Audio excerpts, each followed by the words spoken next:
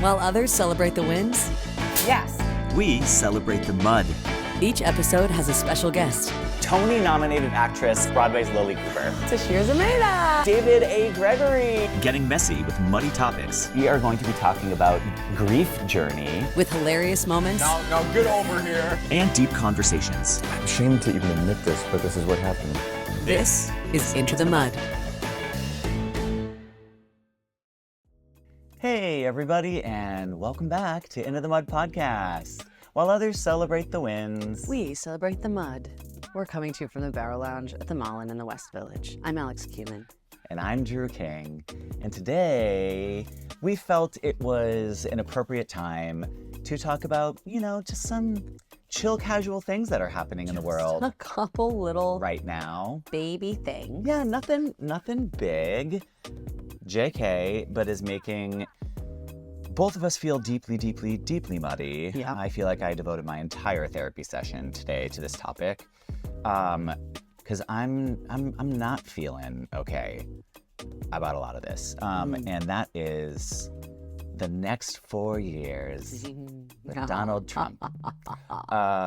So yeah, we don't really, we talk a lot about politics, but we don't pretty clear where we're sitting pointedly politically. Yeah. talk about politics. Yeah. Yeah. So we're gonna try it today, but also I have to preface by saying I'm not a political pundit. I am Neither not. of us are. I don't have a PhD in political science. Yeah. So, but I do know where generally speaking, my morals and values align. Yeah. And they don't align with this administration on a lot of fronts. Yeah. So I'll kick it off. Well, actually, let me say this. We also don't want this to be a full Debbie Downer episode. So the point of this episode is for us to air our grievances a little bit. And then after that, we want to kind of spin it positive and say, what are the things that we're looking forward to for the next 4 years? What can we do? Not necessarily even action, but just, we can take this, dumpster fire of what could be the next 4 years and there are good things that will come out of this. So I kind of want to investigate what those, I want to see how you feel about it. Yeah, And I'll talk about where I'm feeling. But yeah, I think after the election, I wasn't surprised. I was deeply disappointed and I was deeply sad. But I wasn't surprised. It wasn't as much of a shocker as it was in 2016. Right. And everything I'm saying right now is it's nothing new. This is nothing significant. These are things that I'm probably just regurgitating a lot of stuff that I've gathered from different outlets and from my peers and my friends in my community. But while I was really sad and really angry, I know you had a really visceral response to it. I kind of was like, well, that fucking sucks. Yeah. And then it wasn't until this past Monday, Inauguration Day. Martin Luther King Day, first and foremost. Yes. And then inauguration. Wow, I woke up in like such a deep cloud of immense sadness. It was the first day in a while that I was like, I think my antidepressants are not working right now. Yeah. I was so deeply sad. I could feel the weight and the gravity of what this meant, and the outgoing administration with this new incoming administration. I felt deeply angry. Anger and sadness is what I was feeling. And I also felt resentful that how dare he gets to have this peaceful transfer of power when he got to kick a whole stink and call the election fake. But how interesting that when you lose the election, it's rigged. But then when we use the same exact system to vote again and you win, oh, there's nothing wrong with the system. The system's great and presidency is mine and I'm snatching it back and here we are. So I'm feeling deeply angry and upset, and not even necessarily at him or at his administration, because we already know what we're going to get out of this. We got it. We got 4 years of it. We're going to have another 4 years of it. And hopefully, dear God, that will be the end of it. But I'm feeling deeply disappointed and upset and sad, I guess, at our country. And I feel lost and I feel scared and confused at how do I see what it means to be an American so differently than millions of other people, if not technically speaking, half the other side of the country. We're so deeply divided. we're so on polar opposite ends of the spectrum. And point being is that like I just feel overwhelmingly sad and confused and tired. And I'm also really tired of trying to understand the other side. I feel like that's the narrative that's coming out of this election is the Democrats are all about virtue signaling and identity politics and preaching and education, and they don't want to listen to anybody else. They just want to say this is right, and if you don't believe it, and you're wrong, which is accurate. We do that. So I hear that, and I'm trying to understand, but I'm also like, but wait. The opposite of that doesn't align with my core values. So if the opposite of that is I don't care about other people, I only care about myself, I'm generalizing in a way that's tricky right now. I don't want to do that. I'm just saying I'm kind of rocked and confused about how my moral compass is so different than somebody else's. How are you feeling? Where are you at? I know in the immediate aftermath of the election is when I had a spiral directly tied to as a survivor of sexual violence, seeing someone with that with that rap sheet get elected back in, and having people very actively know that either know that and not believe it, or know that and not care, whichever lane you picked, or know that and be like, yeah, it's not a big issue for me. That was my sort of like blow to the, just like a really great reminder of just what this country thinks about like women's safety or sexual violence in general. I really struggled in the immediate aftermath of the election. I think now there's like an acceptance of it, and we're here, this is it. And something that I noticed is that whenever I am lifelong Democrat, and very also not like blindly follow Democratic policies and values, but I'm like, yeah, if the Democrat's in office, then everything's fine. And I kind of lean back and I'm like, yeah, they'll figure it out. They'll take care. I got my people in there and they'll take care of me. Right. And I think with this last administration, and particularly the way that they handled Gaza and didn't really listen to working class Americans who said, hey, we're struggling. We don't have money. And they're saying, no, it's fine. It's okay. Yeah, you do. Thinking a little bit wider than politics now, as like, okay, this is now more than ever, we need to be looking to our communities to do the right thing. We need to be taking more ownership of what we're doing. In the days following the election, I volunteered, and that was like a good reminder of like, this is where you act locally. This is what you do when you need to give back. Now looking at you, watching the inauguration and watching Jeff Bezos there with his wife, and realizing like how many, and I'm sure Democrats, because I know all of my friends, like we all use Amazon. Everyone's doing the one click. Like absolutely, we are all contributing to the things that we are saying that we that we hate. Right. So like I have contributed to Jeff Bezos's wealth. I am contributing to Instagram every day, to these platforms every day, that I don't think that I'm very disappointed and quite frankly scared that our social media, the Washington Post, LA Times, like that all these like journalistic and social media platforms are being shoved into the Republican Party. I think that's very scary, and something that we really need to be very critical about, even just in terms of what I've been posting and noticing. When I posted an abortion joke on Instagram the day of the election, and it just like kind of sat flat, which I was like, okay, that could be because it wasn't a good joke. That could be because I posted it at a time that I don't usually post at. That could also be the algorithm picking up on information that they have chosen not. Socialist agenda, snowflake. So I'm feeling what I know I'm not gonna do this round that I did last round was every day starting my day reading the paper and going, oh my God, what did he do today? Oh my God, what did he do today? That's a I'm not saying I'm disengaging from the news. That's not what I'm doing. Yeah, but I'm not yeah. starting my day with horse shit. I'm going to stay informed, and I'm going to keep doing the same comedy that I do, and we're going to keep like that. To me, when I think about like what can I do? Because I get paralyzed when I feel like there's nothing I can do, when I feel like this is too big of a problem for one person to solve. And it is. There's a lot more at play right now. But I think what you and I do with having conversations about tough things that people don't want to talk about, I think that's political action. I think talking about abortion on stage is political action.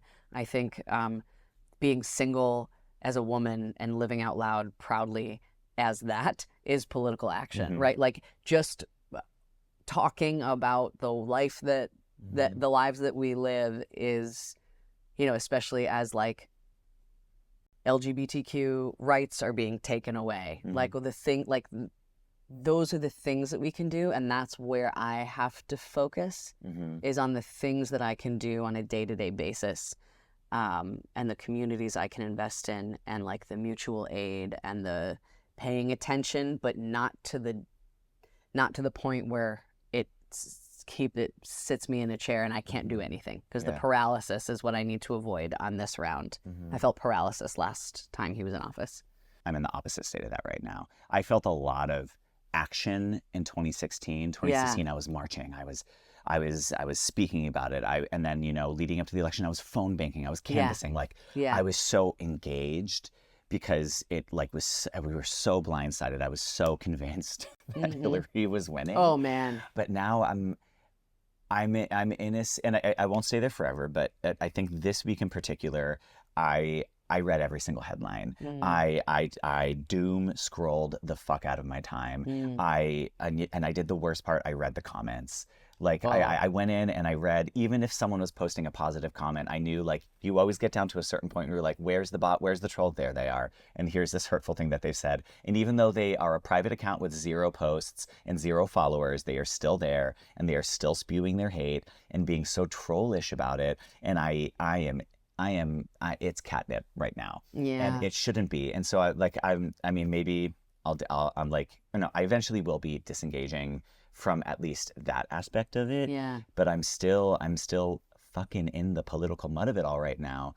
And you're allowed to be. Yeah. I think you're allowed to be. I think give yourself, you know, not forever, but no, of course not. No. This is a tough week. It's raw, it's real, it's begun. You know, we're it's here.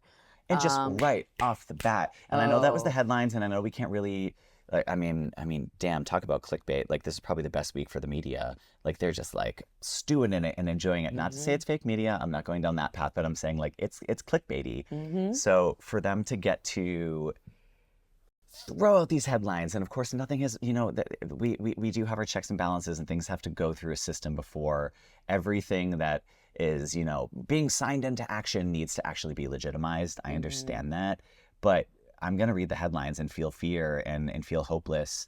And it's tricky to not get wrapped up in it. And then of course, really hard. I say this as like, I was in that state, and then when I realized, I was like, you're in this state, and when you're in this state, you can't do anything. You don't work. You can't write. No. You don't sleep well. Like, it disrupts my whole life. And so it's like, okay, what's back out of it for a second and go back in a way that's sustainable, that where I stay informed. So I'm doing a lot of watching late night for my news. I'm watching it in the comedy sense. I'm watching the Daily Show, Colbert, not as the direct news, but like I'm reading the headline. Like, I read the headlines today before coming here instead of starting my day with it, because I can't start my day with that anymore. I can't listen to the Daily while I have my coffee. I'm on a permanent break from the Daily. I just can't. And so I think, you know, figure out whatever your consumption process needs to be, but also my new mantra just creatively has been create before you consume, right? So do the work first and then take in anything else. And that's, again, for my creative process, that means write your stuff in the morning, and then in the afternoon, if you want to if you want to watch a movie or go to a museum, that's your time to do it. That's when you consume your art or your outside forces or your news or whatever, or your books. But I think it's time for collectively us to be creating the country that we want. Because there's a lot broken with our system right now. Deeply broken. There's a lot. With the two-party system, with the Democrats, with the Republicans, with the Libertarians, with everybody. Like money. It's with the money. We are also a huge country.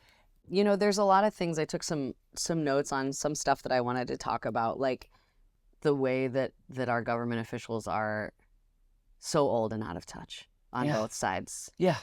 On both sides. Yep. The way that wages have not gone up, that people are making less now than they ever have. Do you follow Scott Galloway at all? Do you know him? No, I don't. He's great. He's a marketing professor at NYU, and he I love the way that he breaks down and explains sort of where we are economically, and he which is not good. It's not good. Yeah. And what he says, he talks a lot about 30-year-olds for the very first time in American history are not doing as well as their parents were, and the generations before them, and that corporate profits are at such a place right now where that it's never been easier to be a billionaire and harder to be a millionaire. Meaning that the people who are making the most money right now are able to make it so exponentially. Well, yeah, the wealth gap is just getting bigger and bigger and bigger. Enormous. Yeah. And we have Democrats elected to office who are saying no to raising the minimum wage. Yeah, I want to vote for the Democrat, but before that, I want to vote for the person who aligns with me politically. So I need to stop looking at the D or the R, and I need to look at who is this person. How are they, like, is this person, young enough to understand, is this person, I would love a millennial in office. I would love more young people who understand what it's like to be working several jobs at a time. And, it's just different representation. I would love different representation, but I also would like, I think also we all need to very much take a look at how we live our lives and how we consume endlessly in this country, because the way that we are lining the pockets of these billionaires through Amazon, through all of these things, like those are personal choices we can all make. We can divest from the big banks who are funding venture capitalists, ventures that we are not stamping approval on. We can stop buying Amazon. We can move away from the absolute comfort that we have grown to be accustomed to in the last decade of, oh, I need nails at the hardware store. I could take an hour out of my day and go to the local hardware store that's been around for 80 years, or I could open my phone on my couch and click a thing and it's here right now. I think we've gotten too accustomed to the convenience of these markets that have been put in place that we're completely blinded to the fact that this is why we are where we are on every level, including climate, including money, including the wealth gap, like healthcare. I'll talk about that all day.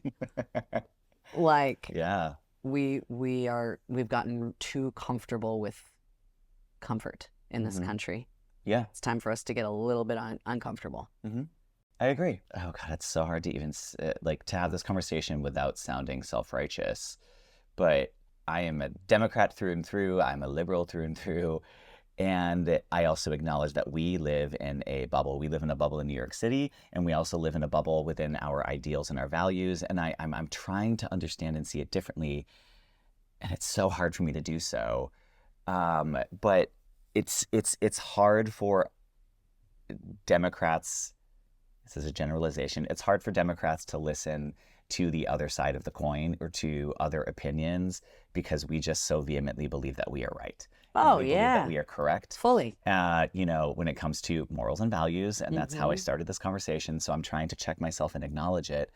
And I'm also trying to accept and understand how very differently I see the world compared to other people who are on the other, side of the political spectrum. But also, it doesn't invalidate the way that other people see the world. It's, you know, like I think we talked about this at one point when I was on my road trip and driving from California to Denver. My tire exploded in the middle of nowhere, and here I am in the middle of Nevada, and I'm like, where am I? Oh my God. And it's a small town in literally the middle of nowhere. It was like the closest gas station was like 25 miles away. So here I am, this like queer liberal from New York City. Like here, it felt very Tu Wong Fu. Do you know the movie with Patrick Swayze and John Leguizamo? It's very, felt very Tu Wong Fu, where I'm just like in this small town and I'm trying to get like a tire. And clocking that, like, there's Trump flags, there's Trump stickers everywhere. And this is a world that is very foreign to me. I don't live in this world. It doesn't mean that this world is bad. I didn't feel unsafe. I just felt like, oh, I forget we live in this, like, deeply self-righteous, sometimes liberal bubble where we think that we are right about everything. And so I'm trying to challenge it to be like, okay, where am I wrong?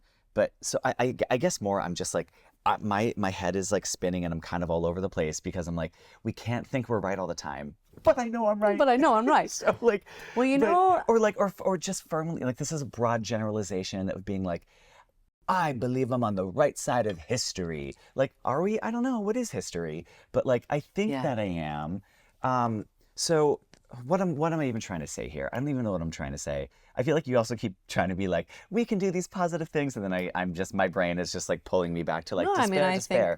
I think if that's where you are with it right now, that's okay. I think wherever you are landing with it, because also I had plenty of days recently where I was there, where I was like, hopeless. Where are we? What are we doing? There's no hope for this country. That's a little bit how I feel right now, is the division of it. I do think something I've been thinking a lot about lately is that typically the loudest people are on the farthest ends of the spectrum. You know, so like when I think about what the majority of Americans want, the large majority of Americans want, what I think it is they want a safe place to live and raise their family. I think they want to feel taken care of in the healthcare system. I think they want access to education. I think they want. Do they? I'm just thinking about. Sorry, that was a jab at Ron DeSantis and. No, I'm not talking about politicians. No, I know. But I think in terms of Americans, like good public schools for your kids in your neighborhood. We all want the same thing. We all want a lot of that. That is the most frustrating thing about this whole conversation, and about even where we lie politically, is that like going back to like that small town in Nevada, is I'm like, oh, I can like zoom out and be like, oh, I don't know you people, you don't know me, but like y'all were so lovely and kind to me, and like ultimately we all want the same exact thing.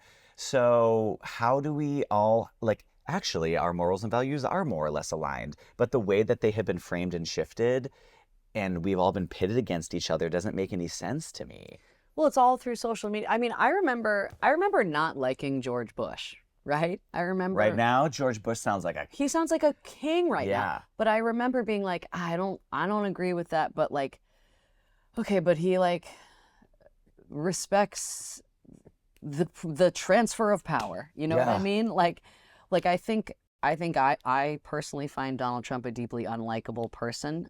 Some people feel the opposite. Some people think that the way he behaves is like the let's go, which everyone is entitled to their opinion. And I think with the advent of social media, what has happened is that everybody has a voice now. And a megaphone as well. And when you don't have to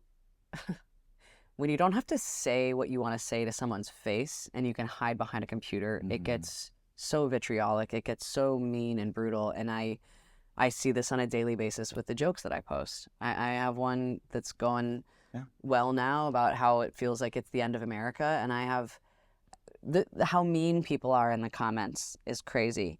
And I am learning too, and I'll say this, that for a long time I was in that same, I still am most of the time, but I'm trying to shift out of it in that like, I'm right and you're wrong, right? And both sides are saying that. And both sides are saying that. Both sides are saying that. And so it's like, okay, I can have my opinions and I can have my beliefs. what is a priority to a single millennial woman who is a comedian living in the city of New York are going to be a very different set of priorities than a single parent in the middle of Montana who's got 3 kids to feed. Of course. And is what, you know, Mm-hmm. there are different, we lead lives. very different lives. We lead very different lives. And I am really, I know that even with the jokes that I tell, they're very like, and this and that and that. Like, I'm not saying I'm changing who I am as a person, but I am trying to approach, because this isn't working. What we're doing right now is not working. It's not working, no. It's scary to see. It's scary to see what's unfolding.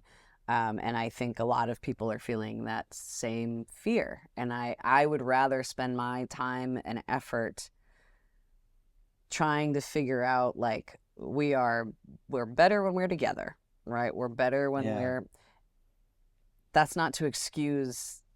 And I think this is where the confusion happens, is where I'm like, yeah, we're better when we're together. Also, it's really hard for me to look at this president and what he wants to do and be like, let's bridge the gap. Like, they're so antithetical to what I believe in. So I think there's no point. I'm not going to be lobbying in the Capitol to, like, I'm not at that level of engagement with politics. That's not my job. Yeah. I'm not a senator. I'm not a representative. What are the things I can do in my community? I always have to figure out what the action plan is to stay out of paralysis. And I think that is something I learned through having cancer 3 times, is that the spiral paralysis, hopeless thing that happens 9 times out of 10 is when you have no plan, when you don't know and you don't have a plan. And so for me, I know for myself, I have to have a plan of action, and I have to, as soon as I have that plan, things get way easier. I'm still figuring out what that plan looks like. I'm still figuring out, you know, what I want to do. And again, it's like, it doesn't have to be everything. I'm not going to go out there and spend all my time, spend 7 days a week volunteering now. No, I'm going to pick the causes that are important to me, which are working with survivors of sexual and domestic violence, working with kids, and I'm going to go do that. That's going to be my thing. Yeah. And donate money where I can. I have more time to donate than I have money to donate right now. So that's, again, good. But as long as I'm doing those things, that's what makes me feel less hopeless or less out of control.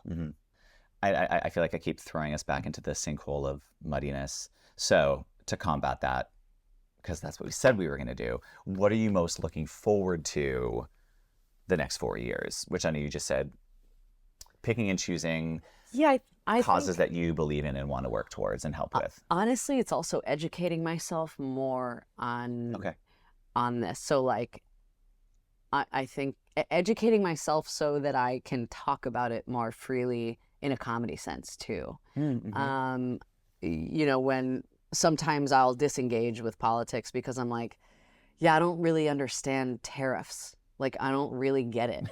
Like, like, I wasn't an economics major. I don't understand, and I don't feel educated enough to speak intelligently about this. So I'm actually not going to speak about it. Versus now, so like, don't be complacent. Be like, now it's like, you don't get tariffs? Like, read about tariffs. No. Read up about it. Yeah. So I'm excited for the curiosity that I am going to continue to foster. Yeah.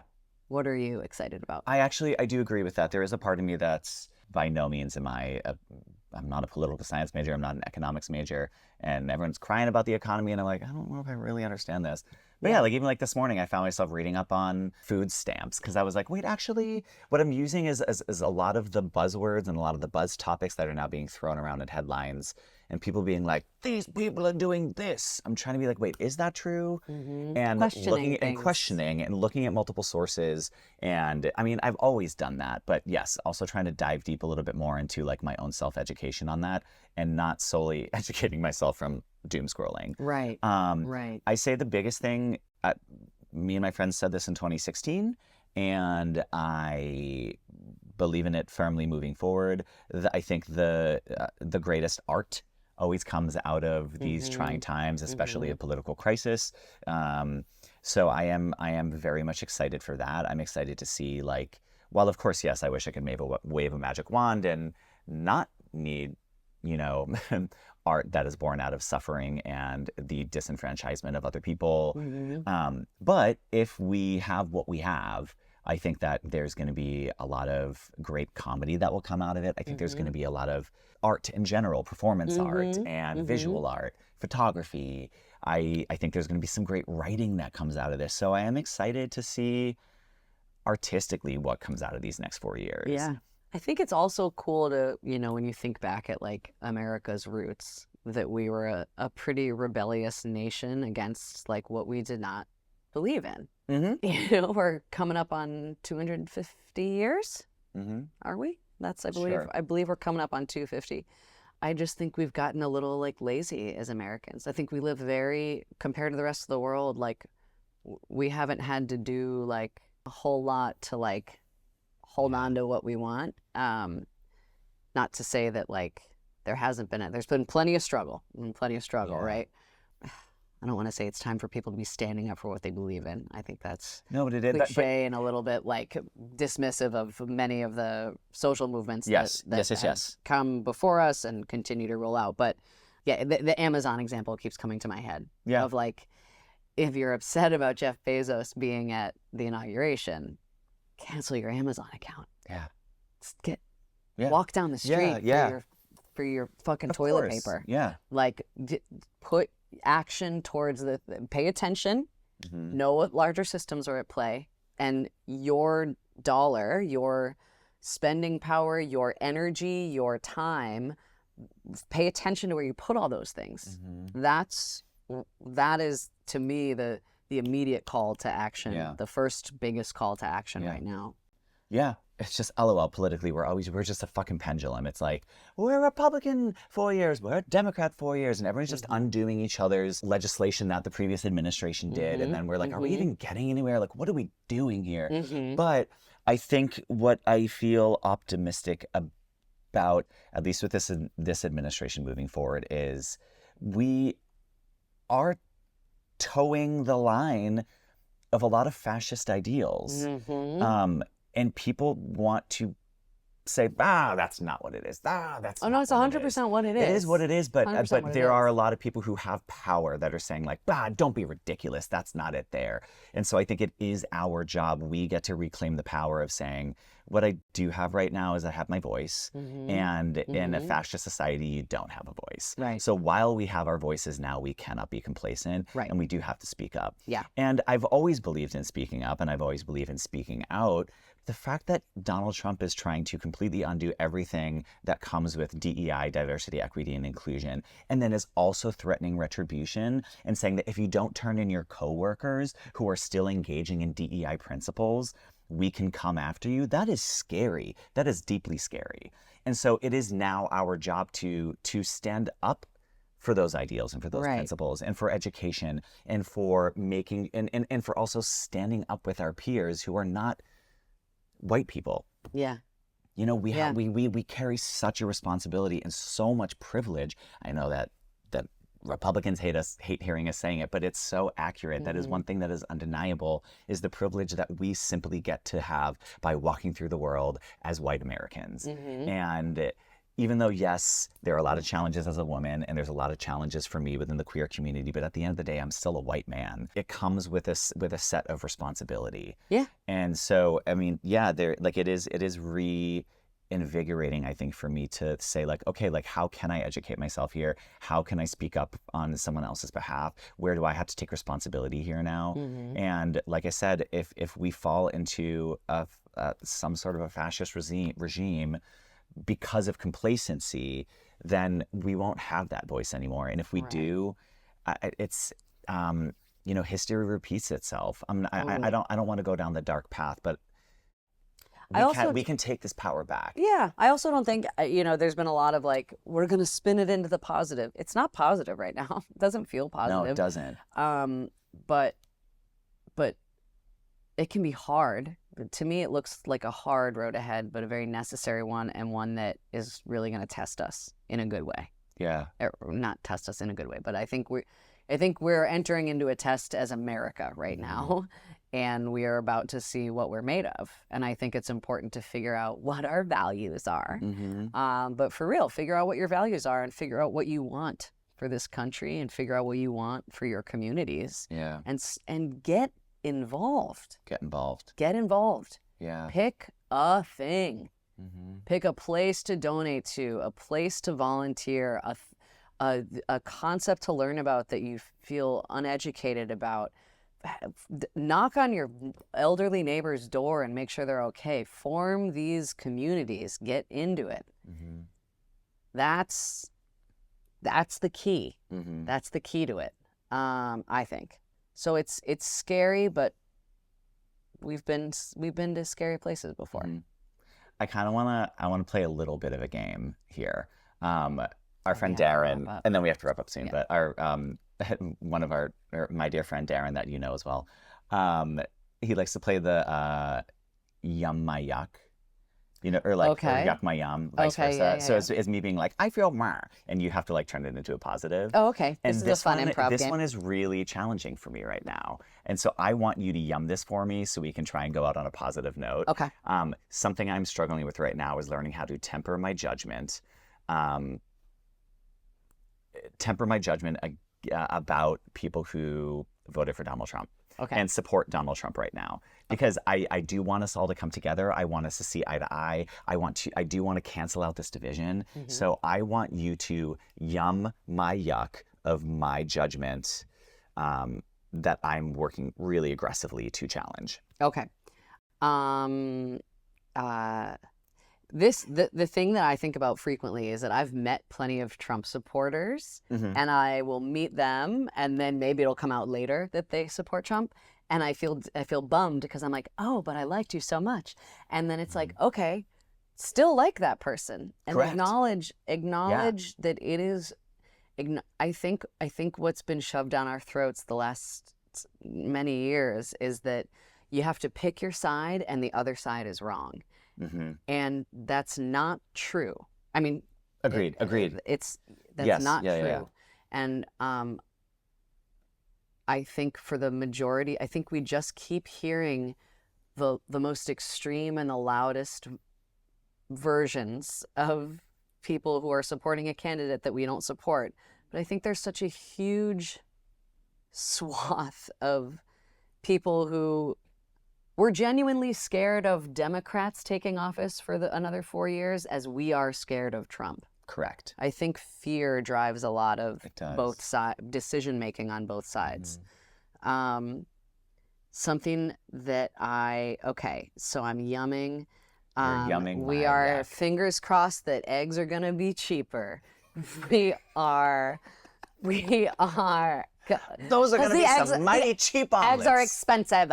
They are. They're crazy expensive right now. We are fingers crossed that, I'll say this as someone who worked at like, okay, I do think. Yum. Okay.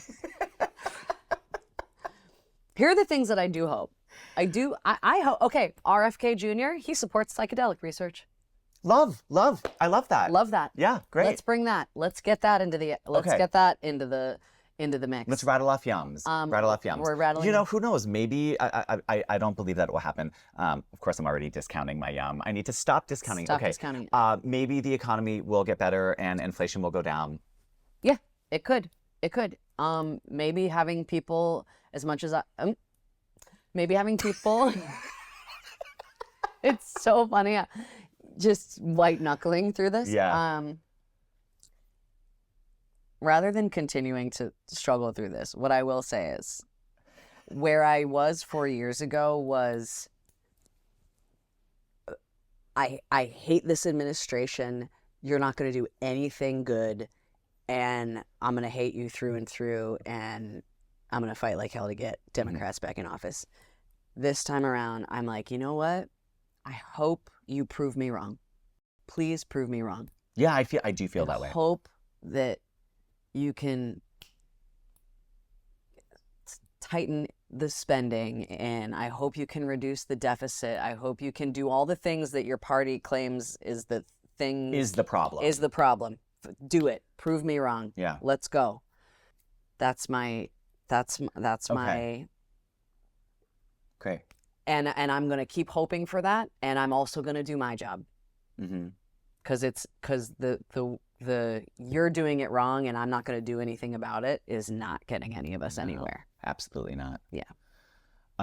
Yeah, I guess my final yum will be, I'm a loving, caring person. Yes. I have a lot of empathy. Yes. I like to put myself in other people's shoes and try and consider their circumstances. So I'm going to be doing a lot of that over the next 4 years. Mm-hmm. I want to listen. I want to hear more. I want to see more. Now I'm rambling, but I also want to go out saying, there are Trump supporters in my life. There are many people in my life who voted, or not many, but there are people in my life who voted for Trump. And though I don't see the world the same way as them in that capacity, I still love them. Yeah. I still love those people, and I can still hang out with them and have a great conversation. It's one of those, like, we don't talk politics things. And I think it that's doesn't tough need for to me be. sometimes. I think also the conversation can switch from we don't talk politics to let's talk about our communities. Yeah. Like switch it because it immediately goes 0 to 100 when we talk politics at the dinner table. Politics, of course. Right? But I guarantee you can find some common ground with, tell me something that you're doing at your kid's school that's really awesome. Like, tell what's happening in your community. What's the next fundraiser we can go to for this, whatever. Like that. Bring it back to your community and the good that you are doing and the action that you are taking there. And I guarantee that's where the bridges start. Yeah. Really, really fast. Give me 3 words. What does it mean to be an American to you? Oh, great. Because I also want to affirm that, like, I love America. I love being an American. Of course, that's defined by my core set of values. Right. But I do want to, like, put it back out there, because right now it's easy to say I hate America. I hate being an American. Yeah. And I don't want to drive that narrative. So what are some things that you love about being an American? 3 words or 3 principles. Opportunity, rebellion, and choice. That's beautiful. What are yours? Wow, I don't even know. Ooh. Okay, what is it for me? I would say the pursuit of happiness. Mm-hmm. Mm-hmm. I would say freedom of speech. Mm-hmm. And dissent or rebellion. Yeah, great. I love that. I think that's a perfect way to end for today. Yeah. All right. And we'll keep having these conversations. We got 4 more years. That was muddy. I feel muddy starting this conversation and walking out of it, but that's the point of this. That's the whole point. Yeah. That's why we're here. All right. Thanks, folks. Love you all. Thank you so much for listening. Whatever your political affiliation, if you want to talk more about any of this, shoot us an email at info@intothemud.podcast with stuff you'd like for us to chat about, or if you have things that are on your mind, and we'll bring it up in a future episode. Awesome. Thanks, y'all. Have a good day. Bye.